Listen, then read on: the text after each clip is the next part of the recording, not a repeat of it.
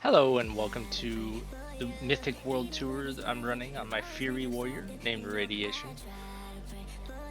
This Ruby Life Pools was actually it's really simple, really straightforward, no tricks or tips. You can't really skip a lot of mobs. It's probably going to be a very straightforward Mythic Plus. I'm gonna go through each boss and maybe some of the mobs that are kind of tricky that can give you trouble. If you have a mage or a shaman, have them purge that ice shield off of that. I do not know. I think it might be the Flash Frost Chill Weavers that put it on the mob.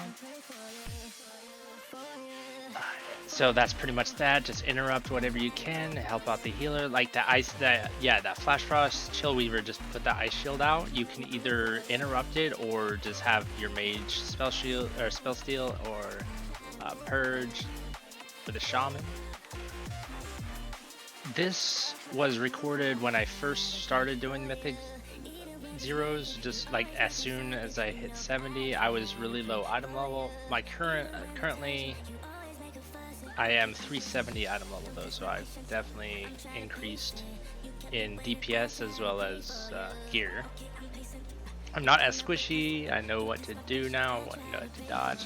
This guy does a blazing rush that he points in a direction and he does a lot of damage, and he actually one-shot our healers. So right, that's just a few little mob pulls, and then you get to the boss here. So what she does is she throws out hail bombs that you want to watch your feet for this. Also, you don't want to put these in bad spots, and what I mean by that is like what I did right there, not really that good. I put it in a spot that we're probably gonna need. So she puts out these whelps that you have to kill. What the tank needs to do is bring them towards the boss, and then you just AoE them down. During that time, she starts casting an AoE that you actually need to DPS or shield through. So it's only interruptible after the shield's gone, Frost Overload. So you want to her primary target to be her while you're AoEing them down. As soon as you get the shield down, you break it, interrupt. And that's that. Just rinse and repeat, dodge stuff on the ground, make sure you AoE down the whelps or else you'll get overwhelmed.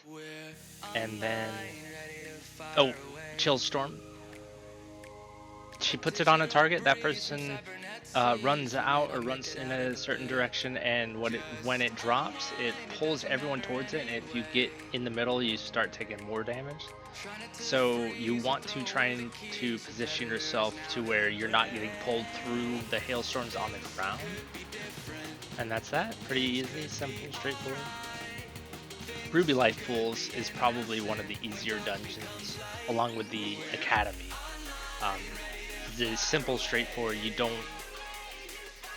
There's not a lot of skipping mobs or special. The runbacks aren't very long. It's really easy. These mobs, it's pretty simple. Just interrupt the spell cast if you can. They're not super bad, but they can get overwhelming for the healer. And if you're not interrupting them, the healer's not DPSing. He's having to heal. So one thing I gotta note on the Blazebound Destroyers, once you kill them, they actually do an AoE right there, burnout. You just want to run in the direction you're going to be going anyways to leave it. What we didn't realize is there's a Drake that spawns after that first Blazebound Destroyer on your way over to this next one. And you can't skip it. So it ended up killing our backline, and we wiped for this. But you learn. So we come back, we deal with the Flame Gullet. All it does is a pretty nasty frontal AoE. And that's pretty much it. Easy peasy. I don't know if it's viable to pull this with the next mobs. It might be as a better, a more efficient route. But these pulls are pretty simple and easy. I think on the other side there is a pat that runs between the two Blazebound Destroyers that you might be able to pull into one of the groups. I don't know, they are casters, so if the tank is comfortable doing that, then they can do that. All these little guys are just pretty much annoying. They do a cast, but they die really quick, so. There's nothing really to say about these that, like the Blaze of Glory, just watch your feet, don't stand and stuff. That's pretty straightforward for Mythic pluses or Mythics in general. Alright, so here a Thunder Drake is about to spawn since we just killed that first Blazebound Destroyer. He's about to come in, and he does a nasty Storm Breath. It actually does some decent damage. See, like our DPS just got one shot by it. So just basically stay on your toes. You know, try to help your healer out as much as possible. Pop a Hellstones or Spell Reflect or whatever you can do to make you take less damage. It helps out. There's something the healer can dispel. I don't know if it makes you take more damage or anything. I didn't really notice anything. Now you're on to the next Blazebound Destroyer. And as soon as you kill this Blazebound Destroyer, you are onto the boss. It pretty much activates the boss. There are a few mobs that are like on the edge looking into the Ruby Life pools that you could pull for percentage, but you know, since this is a Mythic 0, you don't really need to. Alright, so this boss is pretty easy. It's basically watching your feet, watching a frontal cone that puts stuff on the ground. She puts out this ritual flame thing that spawns a Blazebound. You want to kill the Blazebound Firestorm as fast as possible because he starts casting something that does a lot of damage. Then when he dies, he does the burnout again. But this look at all that stuff on the ground. That's so much. And this molten boulder is what you want to watch for. It points in a direction of someone and puts a boulder in the path that puts stuff on the ground. Now I didn't screw up, but our mage definitely screwed us over here. Look where he put that Blazebound Firestorm. It puts it on someone. So he put it way over there. We'd have to run through all that lava just to get to him. And yeah, we end up wiping there. So, you know, a lot of people are new to these dungeons, but common sense is also a thing. So you just gotta pay attention. Oh, okay, you know, this boss spawns it on someone, so maybe I won't stand way over here, you know. But this one went way faster and easier. Yeah, I decided to go on the Firestorm even though the boss was at 20%. I could have just execute spammed, but you know, I figured I'd rather be safe than sorry. It's pretty straightforward, just watching your feet, don't do stupid stuff.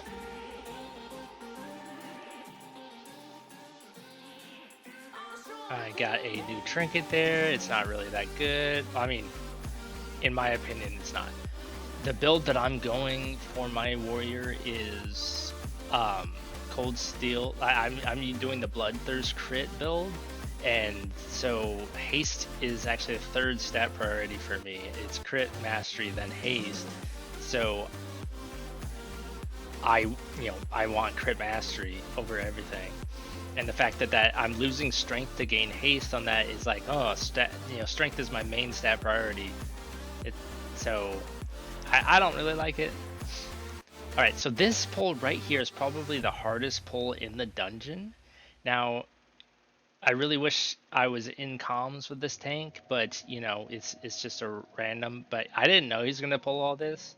So I didn't have any cooldowns or anything, but this pull is like really, really hard. There's a lot of AoE going on, a lot of casts going on.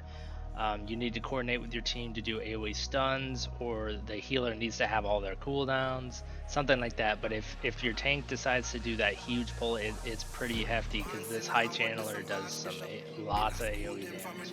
And now we're on the last boss here. It's a two-parter. You deal with this Stormvane guy first while you're dealing with the dragon that does frontal AoE. So you don't stand in the frontal AoE from him, but you also got to watch your feet on this side. So you drop that stuff on the ground. Just don't stand in it. He's causing the wind to move stuff, so you move as well as the stuff on the ground. So you got to be wary for that. You got to look ahead. You know, think ahead. Okay, where's the wind gonna go next time? Is that fire gonna move into me? All right, so now he basically we phased him. He got on the dragon. Now you're attacking both the dragon and him. So you can do some cleave here. You're still dealing with all the stuff. He flies up, he does the winds, you're dropping fire on the ground, you're watching for... This is a really intense fight. You really want to help your healer out as much as possible because the healer's having to move so much. You're outranging the healer more than likely. You have to help your healer out. Rally, or use any sort of defensive you can. Heal yourself, heal health stones. Because the healer's going to have a lot of trouble. Because, I mean, look at all the stuff on the ground. You don't know if the healer's like way off in the distance and he's having to move so much. So this is pretty much the last bit of the fight. You're racing against time because pretty soon you're not going to have any room. We end up dying. The healer's out of range of us. I jumped over here because there was like no room over there. We still ended up killing the boss, but yeah, like look how having low DPS on that fight can really hit you hard there. Alright, so that concludes Ruby Life Pools Mythic. I'm gonna do some more on the Mythic World too. Please leave a like, comment, and subscribe. It really helps out, and you take care.